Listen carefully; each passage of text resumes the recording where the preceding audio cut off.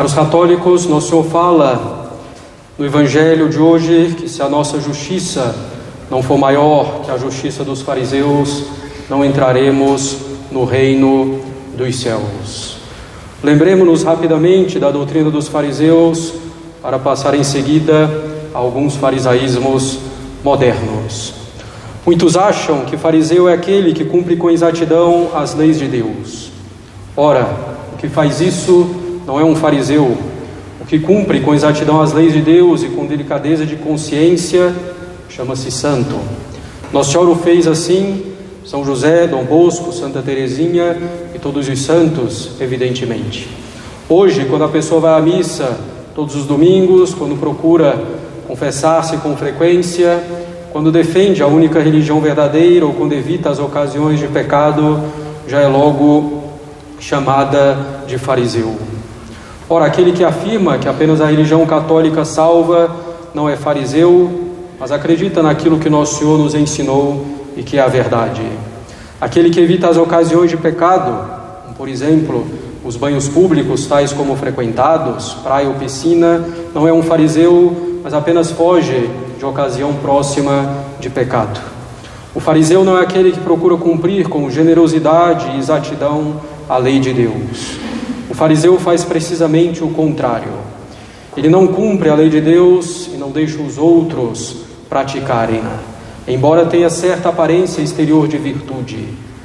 Ai de vós, diz Nosso Senhor, ai de vós, escribas e fariseus hipócritas, que fechais o reino dos céus aos homens, pois nem vós entrais, nem deixais que entrem os que estão para entrar. Os fariseus inventavam tradições humanas para se livrarem da lei de Deus. Assim criaram uma consagração dos bens a Deus que os impedia de dar esses bens aos pais necessitados, enquanto podiam continuar usando esses mesmos bens. Escapavam assim do quarto mandamento, que manda ajudar os pais também em suas necessidades materiais. Criavam muitas vezes preceitos meramente humanos e pesados que impunham aos outros sem que eles mesmos cumprissem essas coisas.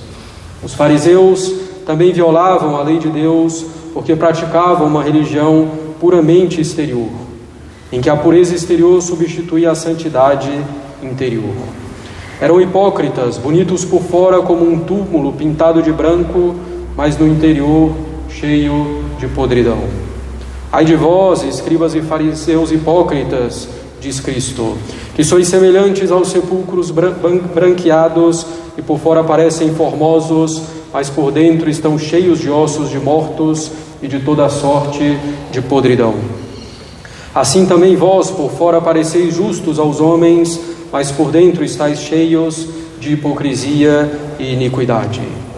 Os fariseus cumpriam os preceitos menores e mais externos, o que é bom e necessário, e negligenciavam os mais importantes. Assim, pagavam o dízimo de todas as ervas, que era bom e louvável, mas negligenciavam a justiça e a misericórdia. Ai de vós, escribas e fariseus hipócritas, que pagais o dízimo da hortelã e do endro e do cominho, e desprezais os mais graves preceitos da lei, a justiça, a misericórdia, a fidelidade. São estas coisas que era preciso praticar sem omitir as outras. Condutores cegos, que filtrais um mosquito e engolis um camelo. O fariseu é aquele que fazia também as suas boas obras para ser visto e elogiado pelos outros, ostentando. Oravam de modo a ser vistos e reparados por todos, com singularidades, excentricidades ou em lugares mais visíveis. Assim diz Nosso Senhor que os fariseus fazem todas as suas obras para serem vistos pelos homens e trazem mais largas as filactérias, mais compridas as franjas das vestes. Quando jejuavam, apareciam tristes, para que todos vissem que estavam jejuando. Faziam soar a trombeta quando davam esmolas, para que todo mundo visse a obra de caridade. Os fariseus e escribas faziam algumas boas obras também para atrair os outros para a sua doutrina ou para conseguir bens materiais. Nosso Senhor diz que prolongavam suas orações nas casas das viúvas, para devorar os bens delas, semelhante ao que fazem certos grupos, sob pretexto de favorecer a devoção a Nossa Senhora, infelizmente. Isso é o farisaísmo da época de Nosso Senhor, que deu origem ao judaísmo moderno. Nós podemos falar, no entanto, caros católicos, de um farisaísmo atual, moderno, mais difuso, talvez um pouco menos perceptível, mas que atinge a nossa sociedade em vários pontos. Esse farisaísmo moderno consiste, muitas vezes, em tornar uma coisa um absoluto em detrimento do resto. Essa coisa que é tornada absoluta pode até ser boa em si mesma, mas ela não é tudo, nem a finalidade última. Tomemos, por exemplo, uma espécie de farisaísmo que atinge toda a nossa sociedade. Vemos na sociedade como um todo ser pregado o amor, a união, e tudo, aparentemente, se faz em função disso. O primeiro problema é que a concepção de amor aqui é errada. O amor para o mundo é deixar que cada um faça o que quiser, desde que não prejudique a liberdade do outro. O amor aqui é a pessoa se sentir bem. É um amor sentimental baseado na mais absoluta liberdade. É um amor que não se baseia na verdade nem no bem. É um amor que se esquece dos direitos de Deus, dos ensinamentos de Nosso Senhor. É um amor falso.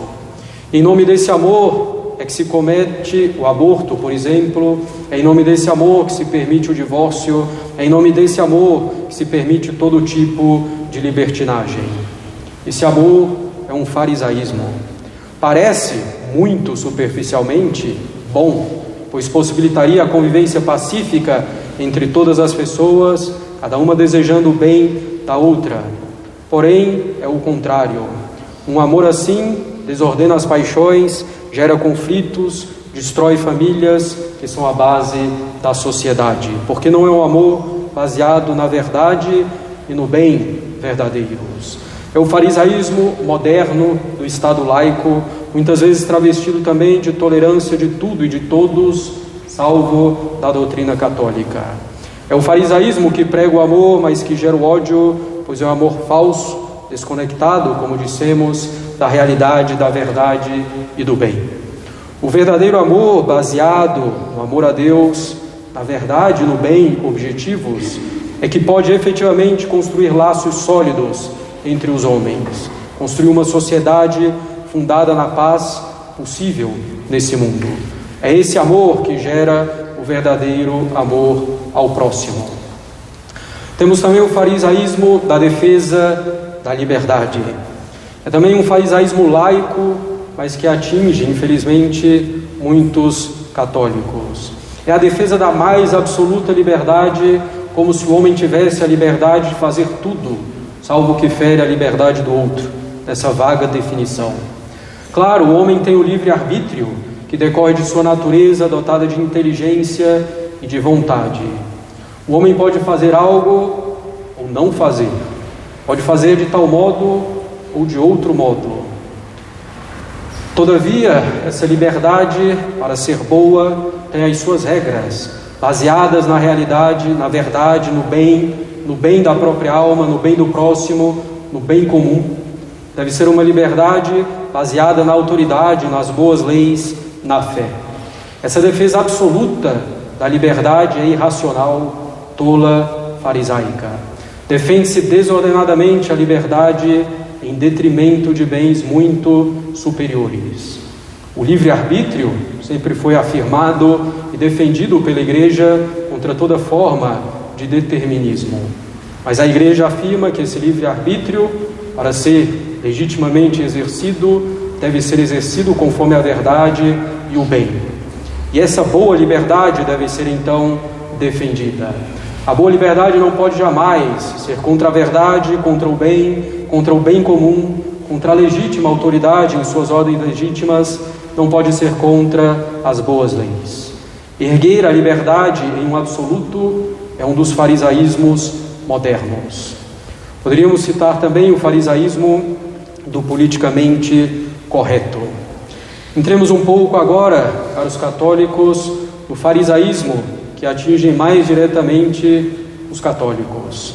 Claro está que os dois farisaísmos precedentes, o do amor mal compreendido e o da liberdade mal compreendida, esses dois farisaísmos atingem muitos e muitos católicos em razão de vivermos em um mundo afogado nesses erros. Porém, entre os farisaísmos que atingem mais diretamente os católicos, podemos citar, por exemplo, o erguimento dos dons carismáticos em um absoluto.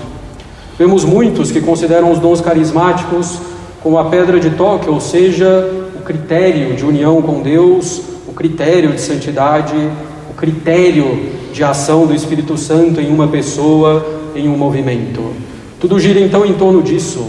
E muitas vezes, apegadas a isso, as pessoas se esquecem do essencial, daquilo que efetivamente nos une a Deus e manifesta essa união. A confissão da fé católica, sem ambiguidades ou misturas, a prática dos mandamentos, das virtudes. Vive-se então como se bastassem os dons carismáticos. Evidentemente, os dons carismáticos existem e são bons, embora raros, mas precisam ser bem compreendidos e exercidos de acordo com aquilo que a Igreja sempre ensinou. Os dons carismáticos não significam maior ou menor santidade, pois os dons carismáticos são mais para o proveito do próximo do que para o proveito de quem os possui. São para que os outros se convertam, se edifiquem. Assim, podemos ter grandes pecadores que têm dons carismáticos e podemos ter grandes santos que não têm sequer um dom carismático. Os dons carismáticos não podem ser erguidos em algo absoluto e fazê-lo é uma espécie de farisaísmo. Outro exemplo, caros católicos, de certo farisaísmo é um que pode ocorrer mesmo da defesa da vida e da família, ou seja, na defesa da vida inocente, contra o aborto e a eutanásia, por exemplo, e na defesa da família, constituída pelo marido, mulher, unidos por um laço indissolúvel e exclusivo, e pelos filhos que Deus quiser lhes dar. É evidente que a defesa da vida e da família é não somente boa, mas necessária, devendo ser feita por cada um dentro de suas possibilidades. É um dos combates mais essenciais em nossa sociedade, pois a família é a base de tudo, base da educação das crianças e dos jovens, base da sociedade civil e da Igreja. Sem a vida inocente defendida e sem a família defendida, nada se sustenta. Porém, também não se pode erguer essa defesa em um absoluto. Em nome dessa defesa, não se pode ir contra a fé, não se pode apoiar falsos princípios, não se pode, por exemplo, fazer um ecumenismo, como entendem os modernos. Claro, é possível nesse campo a união com não católicos para defender a vida inocente e a família, desde que não se negue nada da fé, desde que não se defendam falsos princípios, desde que a fé não fique escanteada. Ou seja, a defesa da vida inocente e a defesa da família, a única que existe, deve também permanecer dentro da verdade. Não pode ir contra a fé, não se pode mentir para defender a família e a vida inocente. Deve-se sempre ser usados meios lícitos. Outro farisaísmo, caros católicos, é aquele político, em que o católico ergue como princípio absoluto a ação mais direta na política, sobretudo para combater atualmente o esquerdismo, o socialismo ou o comunismo. E aí se aceita o apoio ao mal, ainda que seja um mal menor, para alcançar uma vitória contra esse mal maior, suposto. Aceita-se fazer vistas grossas a doutrinas e figuras que espalham erros, porque ajudam no combate contra o comunismo. Isso não pode ser feito, caros católicos. Uma atuação política assim, um combate assim ao comunismo não é lícito, pois vai em detrimento da fé, do verdadeiro bem comum, em detrimento das almas. O combate a um erro não pode jamais virar um absoluto. O absoluto é o bem, a verdade. E buscando o bem e a verdade, vamos nos opor como consequência a todos os erros.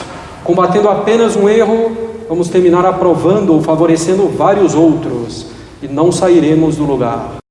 É o farisaísmo político entre católicos. E temos, caros católicos, o farisaísmo daqueles que assistem à missa tridentina. Sim, é preciso voltarmos o olhar para nós mesmos se queremos sinceramente melhorar. O farisaísmo daquele que assiste à missa tridentina não é o fato de alguém se confessar com frequência, de vir à missa diária, de fugir das ocasiões de pecado, de abandonar as más diversões. O farisaísmo de quem assiste à missa tridentina não é observar a abstinência da sexta-feira, praticar os mandamentos, ler muita coisa sobre a igreja, para além de cumprir os deveres de Estado. Não é tampouco levar a sério a decência nos trajes. Tudo isso e tantas outras coisas são simplesmente mandadas por nosso Senhor ou pela igreja, ou aconselhadas pela igreja. Aconselhado, por exemplo, o fato da confissão frequente. O farisaísmo de quem assiste à missa tridentina não é reconhecer a perfeição da liturgia romana tradicional, sua maior clareza na profissão de fé e na sua mais profunda espiritualidade.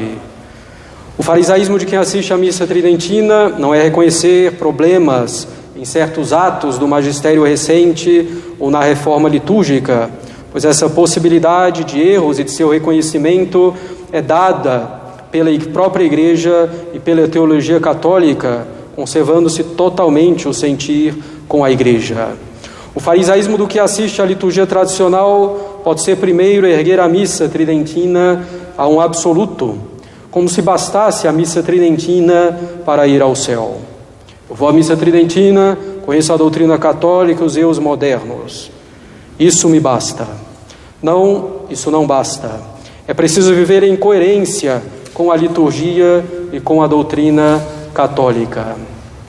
Todos nós devemos estar aqui, não porque nos cremos superiores aos outros, e por isso assistimos à missa tridentina, mas por reconhecermos que a missa tridentina tem os meios para nos ajudar e ajudar a todos para que melhorem. E aí entramos em outro ponto, o orgulho. Cada um deve vir à missa tridentina com postura bastante humilde, deve procurá-la como meio apto para remediar as nossas fraquezas, para nos levar à contrição de nossos pecados, para moldar a nossa alma na inteira dependência de Deus. O simples fato de vir à missa tridentina não nos torna superiores a ninguém e nem deve jamais ser essa a nossa preocupação. A nossa preocupação é com a nossa santificação, é com a nossa união com Deus. A nossa preocupação não é nos compararmos com os outros ou ficar julgando os outros, é fazer a nossa parte. E isso não é relativizar a missa tridentina e o seu valor, pois estamos falando não da missa em si, mas da nossa postura. E como dissemos, reconhecemos as sérias dificuldades da reforma litúrgica, com as suas sérias consequências para as almas, e o nosso desejo é que a missa tridentina se espalhe, que todos possam conhecê-la, ter acesso a ela. Bento XIV, ainda no século XVIII, reconhecia a missa romana, a missa tridentina, como a mais perfeita, e é a mais perfeita. Outro farisaísmo que pode nos atingir, que já mencionamos, é precisamente o orgulho. Uma das suas decorrências é julgar tudo e todos com dureza, em mínimas coisas, não ter paciência diante das fraquezas dos outros, faltar com a caridade, querer dar lições em todo mundo o tempo inteiro. Isso pode, claro, atingir todo mundo, como de fato atinge um pouco, mas tende a atingir um pouco mais aqueles que sabem estar no bom caminho, e sabem estar no bom caminho com uma liturgia provada pelos séculos e com a doutrina de sempre da Igreja. Mas é preciso saber que se estamos no bom caminho é por graça de Deus. É preciso ter bondade, paciência, misericórdia com os outros, como Deus tem conosco. Tornar a tradição da Igreja agradável aos outros e não criar neles repulsa pelo nosso modo, às vezes áspero, impaciente, rude. Isso não significa em nada ceder nos princípios, ceder na fé, nem na moral, nem no nosso modo de viver catolicamente. Às vezes teremos que ser mais firmes, mas fazer isso por bondade, por amor. E ao mesmo tempo em que somos duros com os outros, muitas vezes sequer lutamos seriamente contra os nossos próprios defeitos. É preciso combater esse orgulho que se reflete no trato com o próximo. Paciência, bondade, bom exemplo, sem ceder na fé, nem na moral, nem no modo católico de viver. Claro, procurar ajudar o outro, corrigindo o erro, com caridade, com paciência, com bondade, não é orgulho, ainda que nós tenhamos também os nossos defeitos. Nossos defeitos não nos impedem de ajudar os outros, senão ninguém se ajudaria, evidentemente. Então, esse orgulho de que falamos é esse que leva a julgar os outros sem causa suficiente, a sermos impacientes, rudes, a cobrarmos muito dos outros, sem razão para isso. Esse orgulho leva muitas vezes também a que murmuremos de tudo, a que reclamemos de tudo, a que critiquemos tudo. Tem muita coisa criticável, de fato, com erros contra a fé e a moral. E às vezes é preciso criticar algumas coisas, mas é preciso fazer com real fundamento e, mais uma vez, com bondade e com o devido respeito. Esse orgulho leva também a ficarmos reparando e criticando, às vezes, os mínimos detalhes nos outros. Ele demorou 2 segundos a mais para ajoelhar, ela veio com uma saia que não está tão generosa. Esse orgulho que leva também, às vezes, à revolta contra a autoridade, sobretudo contra a autoridade eclesiástica, nesses tempos de crise. E isso não é católico, absolutamente. Mas se ficarmos apenas criticando, ficaremos irritadiços, iracundos, cairemos em muitos pecados. Diante dos males e dos problemas, façamos a nossa parte com caridade e firmeza nos princípios, mas sem ficar murmurando o tempo inteiro, paralisados pela raiva ou agindo raivosamente, de modo ruim, contribuindo para piorar as coisas. Agindo assim, faremos parte dos problemas e não das soluções. Caros católicos, façamos então a nossa parte com muita humildade, com mansidão, com amor a Deus e ao próximo. Isso nos fará levar uma vida católica e conduzirá os outros também para uma vida católica. Em nome do Pai, do Filho e do Espírito Santo. Amém.